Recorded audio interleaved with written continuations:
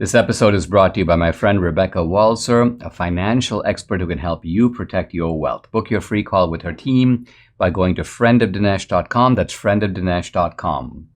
Coming up, I'm going to talk about affirmative action and make the case for why laws and policies should ignore these racial distinctions and treat us all as a minority of one. I'll highlight the callousness of the Biden administration by focusing on its conduct in the aftermath of the Afghan withdrawal. Debbie's going to join me. We're going to talk about a range of issues: Paul Pelosi, the midterms, and a very fancy wedding. And I'll offer an introduction to a relatively unknown Russian writer who was very sly and skillful in exposing the workings, or maybe I should say non-workings, of socialism. This is the Dinesh D'Souza Show.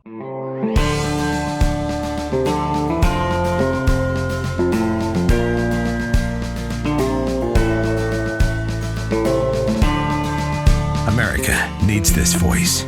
The times are crazy. In a time of confusion, division, and lies, we need a brave voice of reason, understanding, and truth. This is the Dinesh D'Souza Podcast. The Supreme Court has heard arguments in both the Harvard case and the University of North Carolina case involving affirmative action and racial preferences. The decision will be out sometime early next year, maybe in the spring, so maybe March, maybe April. We'll have to see. I'm expecting a very good decision, and one that is going to really change the landscape of universities, and I hope begin a larger process of changing the landscape of American society. Changing it how? By rooting out this race consciousness that has now become embedded in society and has also become embedded in the law. Now, it's one thing if something is in society, it's in the customs and the mores of society, and that could be a good thing or a bad thing. It's a whole other thing to take, in this case, racial identity and use it as the basis for state-sponsored discrimination. Let's remember, we have a long history, an ugly history in the country, led by the Democrats, by the way, of state-sponsored segregation, state-sponsored discrimination against blacks. And oddly enough, we have now been living for about 40 years with state-sponsored segregation and state-sponsored discrimination, but this time in favor of blacks. And then as America has become a more multiracial society, other groups are now classified as being either, you may say, victims or victimizers. And the victim groups now you have added to the list, it's blacks, but also Latinos, Hispanics, and also Native Americans. And again, peculiarly on the victimizer list, we have Asian Americans, even though Asian Americans have victimized nobody, certainly nobody in the long stretch of American history. In fact, with the Chinese exclusion laws and the various laws limiting immigration from Asia, not to mention the internment of Japanese in the World War II period. So my point is, Asian Americans have been on the receiving end, certainly not in a manner comparable to blacks, but perhaps in a manner in some ways comparable to Latinos. Now, the question I want to ask is, how did we get to this strange place where we are all being lumped together in these racial boxes? Didn't we have a civil rights revolution that was based upon the ideal of the colorblind society? Wasn't that Martin Luther King's dream? And of course, even though the dream might not be realized, it's after all a dream. A dream is generally an aspiration. We want to get there. Isn't it odd that we have laws and policies that are actively moving us in the opposite direction? So our aspiration now is not colorblindness, but what the left calls equity. And I think what they mean by equity, in fact, I don't think this is what they mean by equity, is that they are trying to respond to the performance differential, quite honestly, the performance inferiority of certain racial groups as compared to other racial groups. So if you look, for example, at a pure individualistic admission system, which is the way it should be. We apply to college as individuals. Now, this is not to say that our social circumstances can't be taken into account. If Dinesh, for example, applies to college, I'm 17 years old, people can say, well, look, here's a kid who grew up in India in a very different society. He grew up in a middle-class family, so he was not deprived in terms of having a decent education, but he's come to America with $500 in his pocket. He's trying to make his way here. So we're gonna look at this kid in the context of his or her circumstances, and we're going to decide what kind of academic and intellectual promise they offer, and we're going to decide if he deserves admission on that basis. That's the way it should be. A complex assessment taking into account grades and test scores and recommendations, but not doing that in a mechanical way. This is what we want. Why don't we have it? The reason we don't have it is that if we had a pure merit-based system, then typically in selective colleges, you would find that Asian Americans, who might be 8 or 9% in the surrounding population, being 30% on that campus. Whites, by and large, would be at about the same proportion as their general population. But Hispanics and blacks would be less. So blacks might be 12% of the population, but 4% on a campus. Latinos about the same. So you see what's really going on is that the seats that would be, in a sense, you could say the Asian Americans are overrepresented and the blacks and Hispanics and American Indians are underrepresented. And this is really the inequity that they're trying to correct. Now, they can't say that. They can't say fewer Asians, more Latinos, or fewer Asians, more blacks. So they try to make it sound like they're fighting white privilege. But they're not fighting white privilege. They're fighting merit. They're fighting they're fighting against the idea that people should be judged on their own merits. This is what makes this whole thing so insidious. And this is really why I think the Supreme Court needs to reaffirm that, listen, yeah, we belong to various types of groups. By the way, not just racial groups. We belong to groups of all kinds. But when we're being judged by the government and when we're being judged for jobs or contracts or university admissions or for promotions, we should be judged as individuals. In other words, we are all in this country a minority of one. That's our identity that really matters, our individuality, and decisions should be made on that basis. You have helped to build MyPillow into the incredible company it is today. And now Mike Lindell, the inventor and CEO of MyPillow, wants to give back to my listeners. Right now, MyPillow is offering exclusive offers on the bed sheets, the 6-piece towel set, even offering an extended 60-day money-back guarantee. Orders placed now through December 25th will have an extended money-back guarantee through March 1st. The bed sheets are marked down as low as $29.98. Believe me when I say you'll get a great night's sleep in these. The 6-piece towel set made with USA cotton, 2 bath towels, 2 hand towels, 2 washcloths, typically retailing at $89.98, but now just $39.98 with promo code Dinesh. So what are you waiting for? Limited supply. Be sure to order now. Call 800-876-0227. That's 800-876-0227 or go to mypillow.com. Make sure you use the promo code DINESH Dinesh. I've sometimes talked about the president, Joe Biden, as a nasty, callous, I don't care kind of guy. And it might seem that I'm referring solely to his ugly personality. And I am referring to that. I'm including that.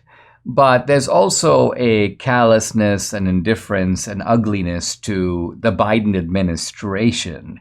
And what I mean is that the Biden administration is kind of Biden writ large. I'm not saying he's driving the canoe, but I'm saying the canoe and its direction reflects the personality of this gross, crotchety man that is sitting at the helm. Now, here's an example of that, and I'm getting this from news reports, that a new federal watchdog report shows that the State Department, this is the Biden State Department, recently was found to have as many as 325,000 unread emails from Afghans who assisted the U.S. war effort and want to be evacuated. So let's back up. the United States does this ignominious, humiliating retreat from Afghanistan. But there's a public assurance that this is not going to be a Saigon-style turn tail and run.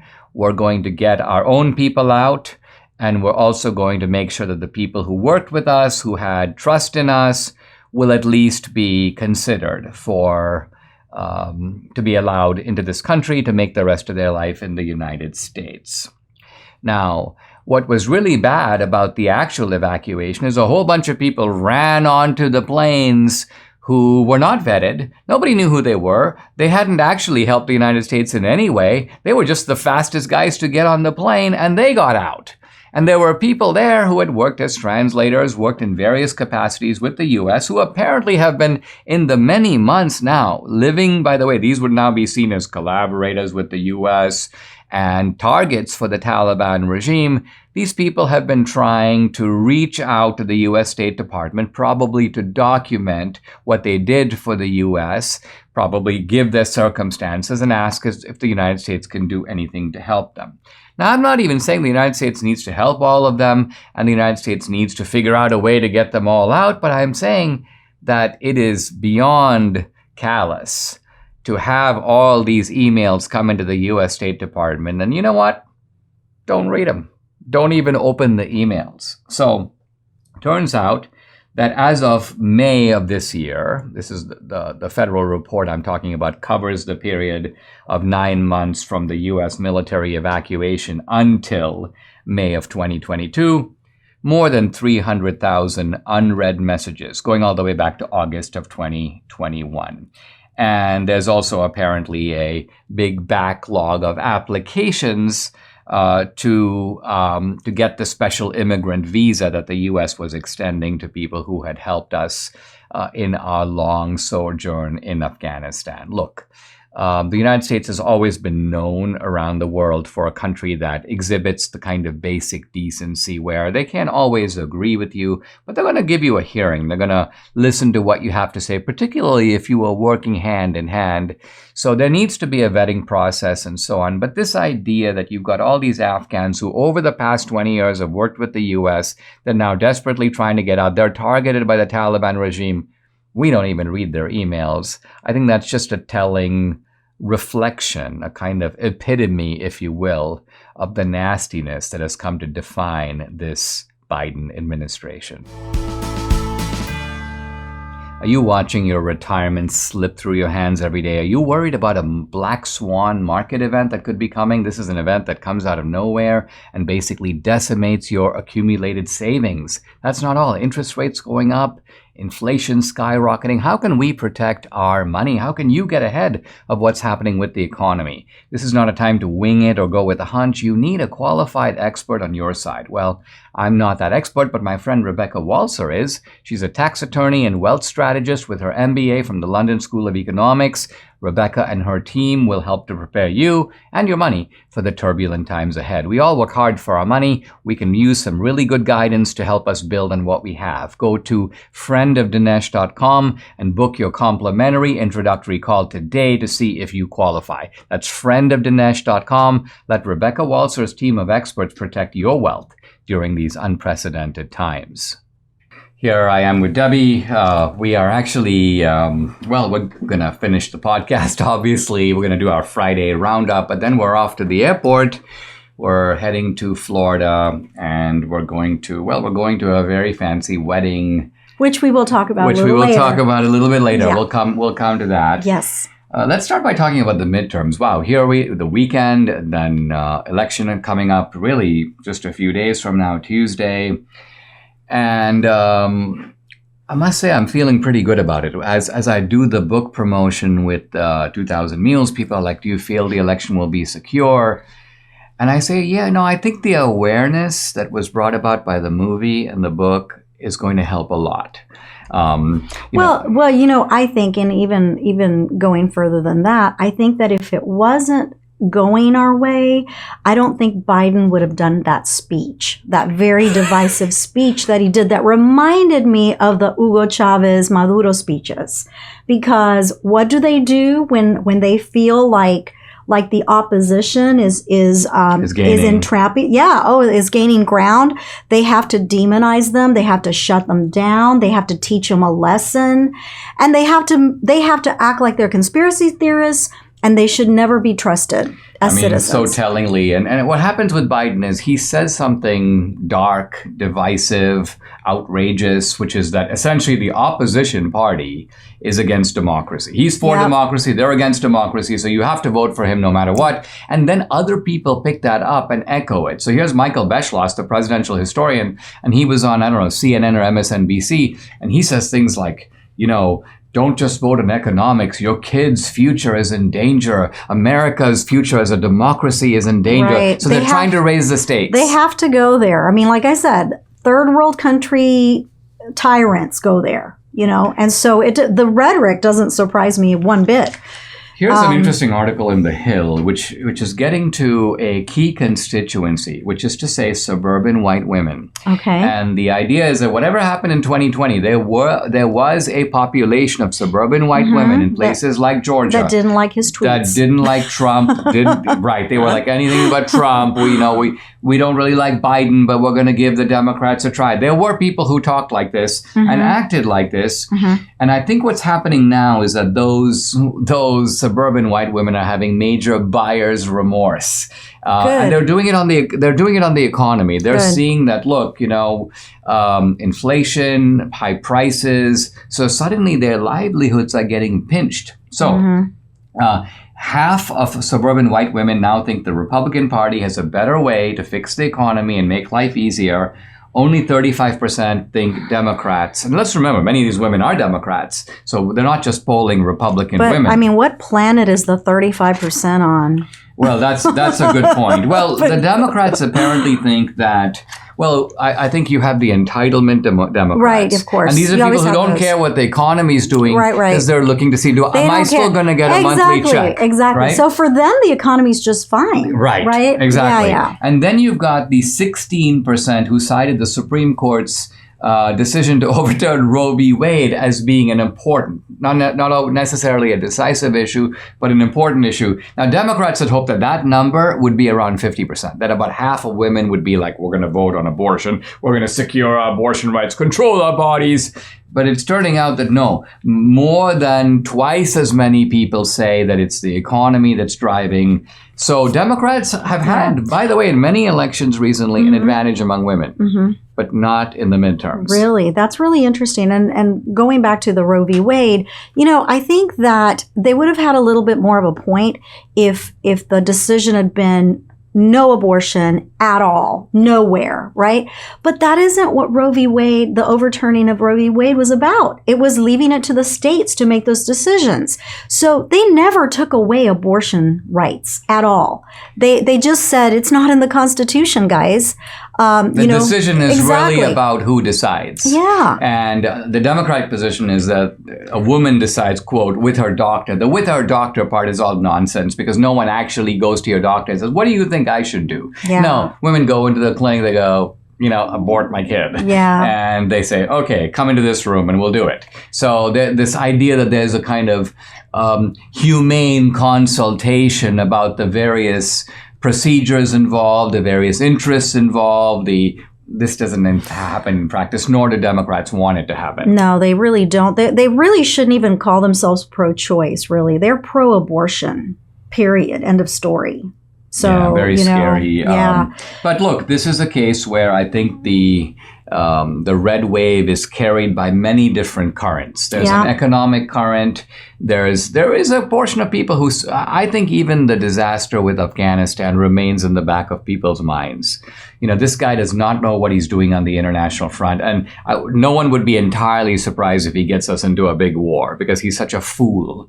And the people around him are such nincompoops. There's these little twerps who you can see have had no life experience, no foreign policy experience. And so it's a very scary situation on the foreign policy front. And then on the cultural front, this is a guy who's tearing the fabric of American society.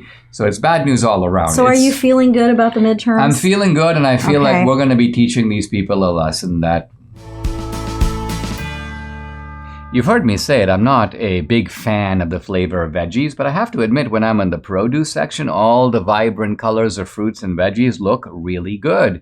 Now, Dr. Howard at Balance of Nature explains that all those colors you see in the produce section equal nutritional variety. Different colors signify different key nutrients. So if you eat only your favorite 1 or 2 veggies, you're missing a whole world of vital nutrients. And this is why Debbie and I take these 6 little fruits and veggie capsules each day. Each daily dose is made up of a blend of 31 different fruits and veggies. 31. So variety equals vitality. Give your body everything it needs with Balance of Nature. For a limited time, all new preferred customers get an additional 35% discount and free shipping on your first Balance of Nature order. Use discount code AMERICA. Call 800-246-8751. That's 800-246-8751, or go to balanceofnature.com and use discount code AMERICA. A couple of days ago, I had on the podcast a progressive scholar, Shadi Hamid. He's a scholar at the Brookings Institution. By the way, I'd love to have more progressives, even leftists, on the podcast, on the program. It's not that I'm unwilling to do that. It's hard to do because these guys are scared of coming on. They're scared of debating. So in the times, there are some exceptions. We had Bill Ayers on the podcast, and there have been a few guys who have come on, but by and large, they tend to run away these days from discussion. Shadi was not like that. And I noticed, honey, that you were sort of, you had all kinds of expressions on your face as he was talking. And so I thought it'd be fun for us to talk about what he said and this whole idea of liberalism and democracy and how sometimes the one can be set against the other. Yeah. Well, first of all, I have to say, usually I know who's going to be your guest because I either have a direct, relationship with them as far as like setting up the podcast, setting their interview up for the podcast. But for some reason, this guy, like totally, I missed him on my radar. So you and Patricia, our scheduler, decided to got him going. And then, so I thought, oh, okay. So he's a Muslim scholar. Okay. Well, you were expecting him to. Right. So I thought he was conservative. So I had no idea. So when he starts talking and he starts, talking about the election and about how, January 6th, I was like, I was making faces because I thought, wait a minute, this guy's supposed to be on our side. And then so part of me was thinking, why do you have him on the show? And then the other part of me was thinking, you know what? We need more guys like that on the show because we need more debates. We never debate anymore, right? No, it's true. So, but it's not because we are reluctant to, and it's not because we don't have the arguments. It's because I think what's happened is that the left came to the view that because they dominate the megaphones, academia, the media, and they also have tremendous leverage over censorship, they don't need to debate. Mm-hmm. So their idea was a CNN panel should be 6 guys who all think the same. You might find someone with an R Republican behind his name, but that guy will also agree with the other people on CNN. So it's essentially, their idea of debate is a unanimity of opinion of people saying the same things, maybe with varying degrees of vehemence, but they're all on the same side. Yeah. And the CNN hosts are like that. So... Right. You're right. It's very good to have genuine discussion. It's too rare. Now, what did you think about, so the first point that Shadi Hamid made was he said, look, let's talk about the Muslim countries. And he said that in the Muslim countries, you have democracy, but what if the Muslims don't want liberalism? So democratically, we use the term Sharia. They want some form of Islamic law. Yeah. Islamic law, and they're voting by majority vote for that. Right. So who are we? And I think this is also, we didn't go into this, but what he's kind of saying, I think, is who is U.S. foreign policy to go and start flying the gay flag all over the Middle East? Right. Why are we putting this in their face? Their people have chosen a course for their society. Why don't we respect the traditional values of traditional society? Right. Well, I agree with him in the sense that I don't ever believe we should be in the Middle East to begin with, like for anything, change hearts or minds. So their country is is a theocracy, right? And so if they want to, like you said, if they want to democratically elect the leader that wants Sharia, and that's what the people want, that's what the people are going to get. We don't want Sharia in America, right? Right. And that's us, right? That's our country. But I did agree with him on that point. The second part of the interview focused on the issue of, is there a way for the left and the right, who are at polar opposites ideologically, to coexist? Mm-hmm. And I think what his solution is that, look, if we accept the procedures of democratic society, and I think he honestly means free and fair elections, he doesn't mean a rigged system, then it's okay if one side or the other side wins. He hasn't seen 2,000 Mules, though. Well, he hasn't. He hasn't. And, we need to send him a copy of 2,000 Mules. I didn't want to draw him into before he comes back on. Right. I'll tell him to look at it because yes, I think in that sense he was a product of the left-wing bubble. Yep. And he was acting as if it was utterly unreasonable to raise questions about 2020, and that January 6th was an utterly unreasonable open response. And shut case. Yeah, exactly. Yeah. So that was a little dogmatic, but I think his personality, and there was an intellectual openness I sensed. Yeah. And he was a very nice guy. Very nice. Yes. Yeah. I agree. Which we don't see too many of their side being this nice. Well, some of them have made their peace with just flagrant lies. And I think that they know better. I think of a guy like Philip Bump at the Washington Post. Oh, yeah. This guy is just a chronic liar. And he will recycle lies, even that once you point out to him why he's wrong, he'll do a long thread repeating what he said before, almost as if he hasn't seen what you posted in response. That is the mainstream of today's left. And I think our friend Shadi Hamid is an exception. What some of us would do just to be young again, the simple things like climbing stairs, getting in and out of bed, taking a walk aren't always that simple. Too many aches and pains, but they can be simple. Why? Because now, thankfully, there's a 100% drug-free solution, and it's called Relief Factor. Relief Factor supports your body's fight against inflammation. That's the source of aches and pains. The vast majority of people who try Relief Factor, they love it. They order more because it works for them. Debbie's a true believer. She can finally do the exercises she likes, planks, push-ups, or a stationary bike, all thanks to Relief Factor. It's been a real game changer for her and for so many other people. You too can benefit. Try it for yourself. Order the 3-week quick start for the discounted price of only $19.95. Go to relieffactor.com or call 833-690-7246 to find out more. That number again, 833-690-7246, or go to relieffactor.com. Feel the difference. In the last few days, I have been commenting, not just on the podcast, but also on social media, on let's call it the evolving Paul Pelosi story. But what's funny is that Debbie at times has been like shaking her head, either about a substantive disagreement or about a disagreement with my tone or with me going there or jumping to conclusions. So I thought it'd be fun for us to do a segment where we sort of revisit the Paul Pelosi phenomenon to see what your thoughts were about. Well, before we go there, I was talking to my mom this morning, okay, and then she goes, Debbie, I think that Paul Pelosi thing, I think it was planned. She's like, and I'm not political, but I think something fishy's going on.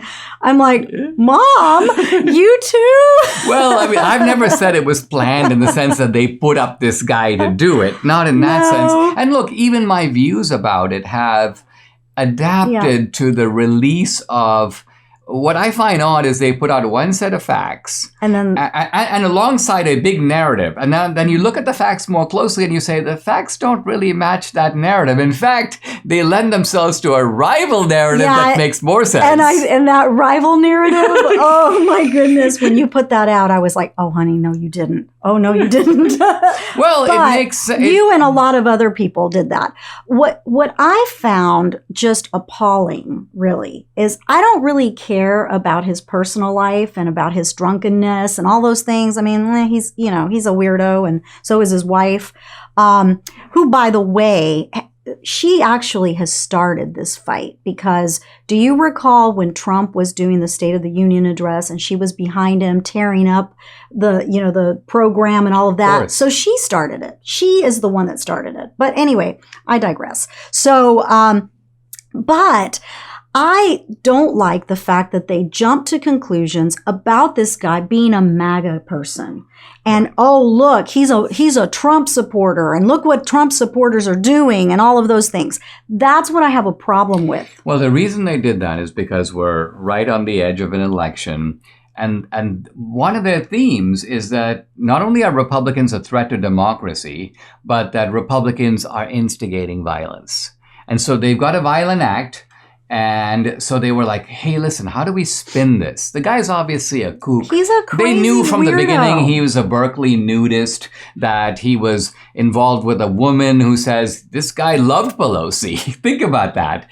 But when you have a psychotic and conspiratorial mind, you're going to grab onto conspiracy ideas wherever they come from. So this guy was a grab bag of craziness, some of it left, some of it right. But in no way was he sort of predictably on the MAGA track, not at all. In fact, I highly doubt he voted for Trump.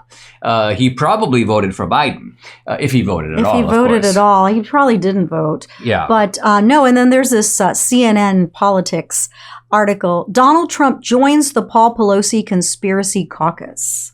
Yeah, the point about it is, and you were like, well, Dinesh, be careful. Don't say things that that'll you later regret. And the point I was making, Debbie, was, this is a developing story. You're given certain facts. Both men were in their underwear. Well, okay, I mean, how many conclusions? That points in one direction. But then they came back and said, no, it was only Pelosi. Then they said no. But then they also said at the same time, he didn't know the guy.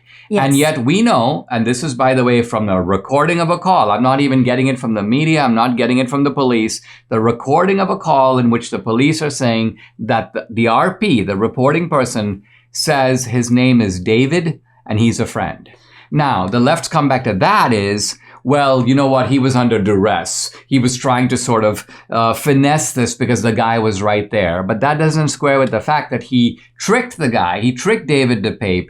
He convinced David DePape that he needed to go to the bathroom. Right. So when he was talking to the cops, he didn't have to sort of edit or censor what he said. He could have told them, I'm in trouble. There's a bad guy out here who's trying to get me. He has a hammer. He's going to harm me. Get over here as quickly as possible. He said none of that. Well, now this article says, this and others have been totally and completely debunked by law enforcement. There is absolutely no evidence that Mr. Pelosi knew this man, San Francisco Police Chief William Scott told CNN in an interview. As a matter of fact, the evidence indicates the exact opposite. This is what the police chief said. Well, I mean, the point is, it's one thing to just, when you draw a conclusion, the conclusion has to be based on facts. And in this case, the facts are available. Evidently, there is video surveillance. They're not releasing it. Evidently, there is a 911 call. They're not releasing that. So what they want, and see, look, in a city like San Francisco, where you've got a kind of a mafia boss, the Pelosi family that's in charge, the police chief is not going to want to go against her. And the DA is not going to want to go against her. The DA is also an ardent left-wing Democrat. So you have these people rushing to protect not just Pelosi, but the Pelosi narrative. And that's why the rest of us are like, listen, you can easily put everything to rest by showing us what actually happened. I mean, look at our approach in 2000 Mules. We're not just like, we are now going to tell you about what happened in the 2020 election, and I'm going to then sermonize for 90 minutes. No, it's like, let's roll the videotape. Let's talk about geotrack. We're relying on evidence. We're putting the evidence up on the screen. They have the evidence. Why don't they put it up on the screen? They're not going. Point. Right. It's because the evidence, I'm guessing, does not fit the narrative. There comes a time when you really need to change your bed sheets. Time for some new bed sheets. Those old bed sheets aren't doing it anymore. Now, Mike Lindell, the CEO of MyPillow, is running a sale on his Giza Dream bed sheets. They're so soft. Well, sweet dreams, he says, is all that you're going to have in these sheets. They're as low as $29.99 the entire month of November. But only the month of November. So This is an offer you got to jump on. It's good this month. These sheets are known to sell quick, so order now. Call 800-876-0227. That's the number to call, 800-876-0227, or just go to the website, mypillow.com. To get the discounts, you need to use promo code DINESH, Dinesh. Debbie and I are off to, well, Mar-A-Lago this weekend. It's return time for us. Of course, I don't know if we're supposed to say where we're going. Why? I don't know. No, I think it's okay. Is that Of okay? course. Do I you mean, think look, it's okay? of course. I mean, I know. So we're going to Florida for a wedding, but I didn't know if we were going to say where. No, it's okay. I think it's fine. Well, we had our Mar-A-Lago premiere, and we've been there on more than one occasion, but we haven't been there since the Mar-A-Lago raid.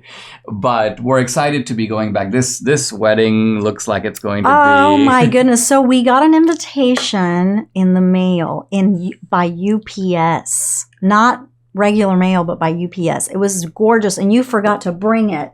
I wanted you to bring it so we could show everybody. So these are friends of ours from Florida, but they are going to have like a party to end all parties. I mean, like, a wedding to end all weddings, I think. Right. And so we were invited, and we don't know how many people are going to be there or who's going to be there. But normally we and Debbie can explain, is we tend to hesitate with these kinds of things, in part because, well, I think the way you put it is it becomes an event. So explain what you mean. Yeah, it becomes another event. So occasionally people invite us to go to like a Lincoln dinner where Dinesh is not speaking, or a wedding, or a party, or whatever. And Dinesh is, I have to say, quite the popular guy. I mean, people even when they went during Halloween, trick-or-treaters, the parents, Dinesh D'Souza, so people recognize him. And so what ends up happening is it takes away from the event for those people, and we don't want to do that, nor do we want to do another event, because we want to just relax. Dinesh does enough events as it is. And so when we go somewhere, we kind of want to just chill and, not have to talk about politics and whatnot. So, I mean, it happened, this was now a little while ago, but there was an event in the Houston area. And if I remember, was it the birthday of Rafael Cruz? Yes. And I thought, and we adore him. We adore him. He married us. So I thought, it's as a courtesy, I must show up. And so we were there. But then what was happening is, while Rafael Cruz stood up to speak and people were doing tributes, people were like, hey, Dinesh, can I get a selfie? Can I get a photo? Let's step outside where the light is better and stuff. And Debbie's like, you're kind of ruining his event. I mean, this is supposed to be, the focus is supposed to be on the Cruz family, on Rafael Cruz.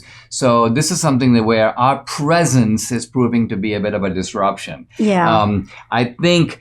we're going to know people, I think, this weekend, and this looks like one of those fancy weddings that's very memorable. Oh, yeah. So I have to wear a long gown, which I did finally select one to wear, and you have to wear black tie. Right. So we're going to go like kind of fancy. Well, I no longer have the bow tie that I used to wear. So I now wear black tie with literally the black tie. Okay, I have a really nice black tie. I just have to say, I hate this man because he's wearing the same suit he wore when we got married almost 7 years ago. Well, Debbie did say to me, she goes, well, I think you better try on your tux to see if it still fits. Yeah, I don't wear it that often. it's not going to fit. It's not going to fit. And he puts it on and I'm like, oh, it fits. Wow. I am not the same weight as I was in 2016. Probably my tux was a little bit loose then, because and maybe it's a little bit tight now. I'm able to get into it, and I hate to go out and get another tux.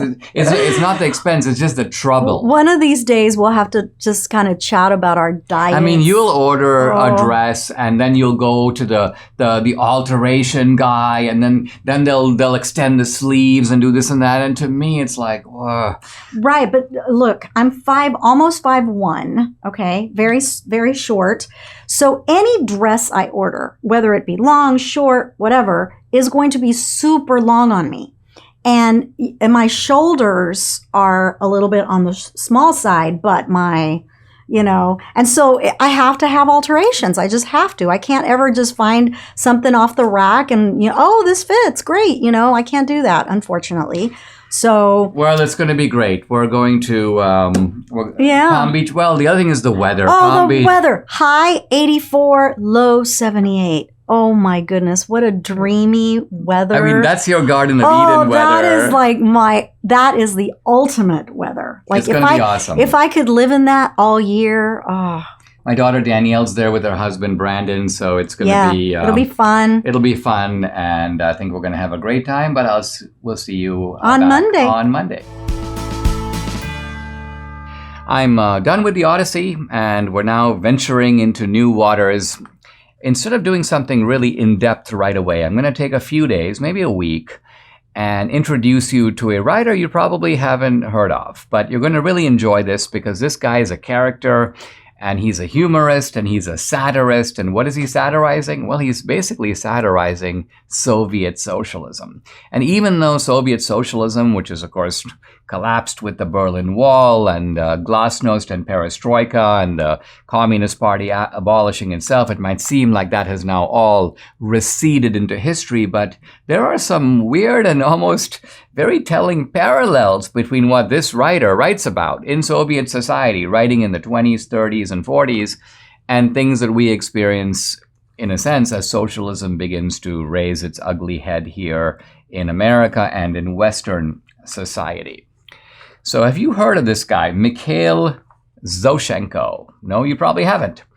Of course, if you follow Russian literature at all, there is an incredibly distinguished line of great Russian writers going all the way back, of course, to the 19th century.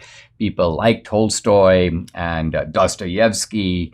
And then coming into the 20th century, of course, there's Maxim Gorky and Pasternak, who wrote Dr. Zhivago, and then on through figures like Solzhenitsyn and others. Zoshchenko is not in that company. Would not be seen as a, quote, great writer.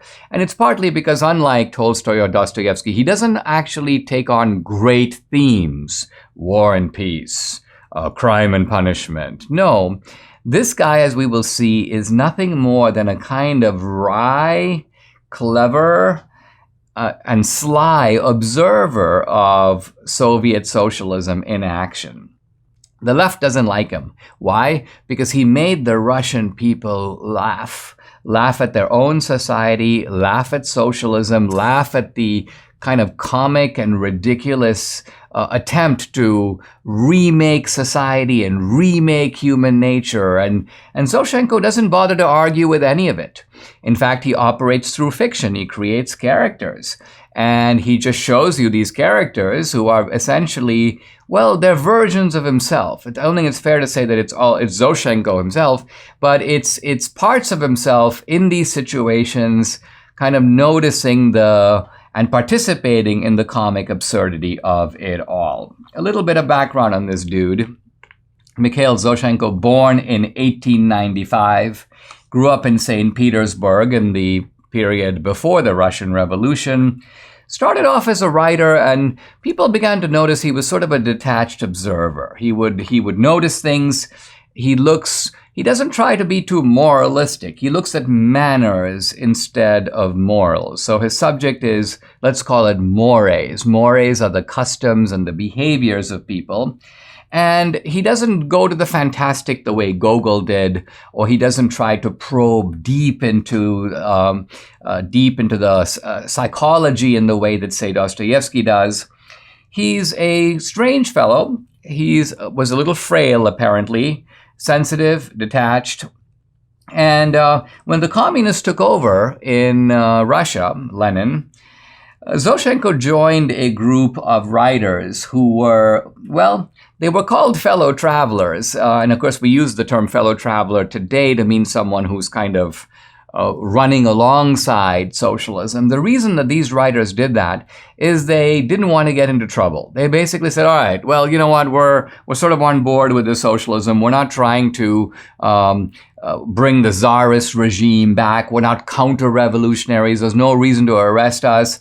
But we're going to, because we're on your side, we're going to claim a certain independence of outlook. Russia has always valued its writers, so kind of leave us alone and let us do our thing.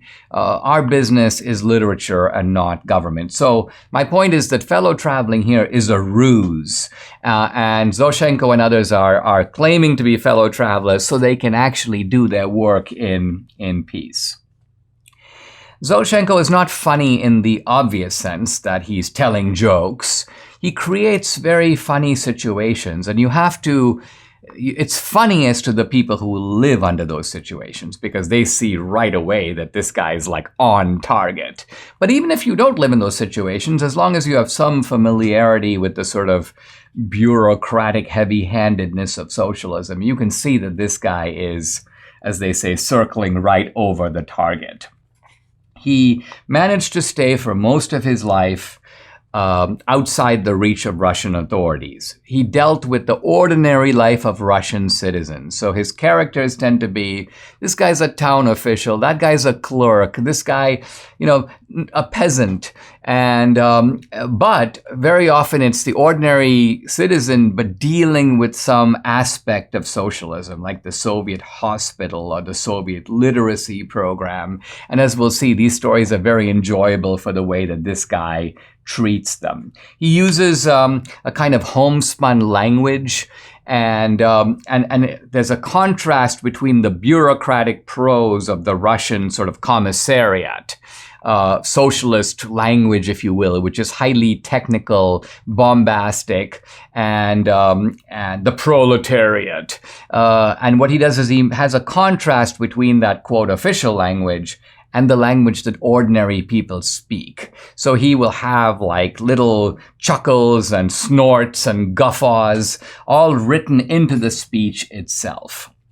And so I think the next few days with Zoshchenko are going to be really fun. Toward the end of his life, he was actually called out, along with another very prominent dissident, a woman named Anna Akhmatova, a poet. And the Soviet authorities were like, Anna Akhmatova and Zoshchenko are troublemakers. And Zoshchenko basically realized that the last part of his life, he might have to cool it.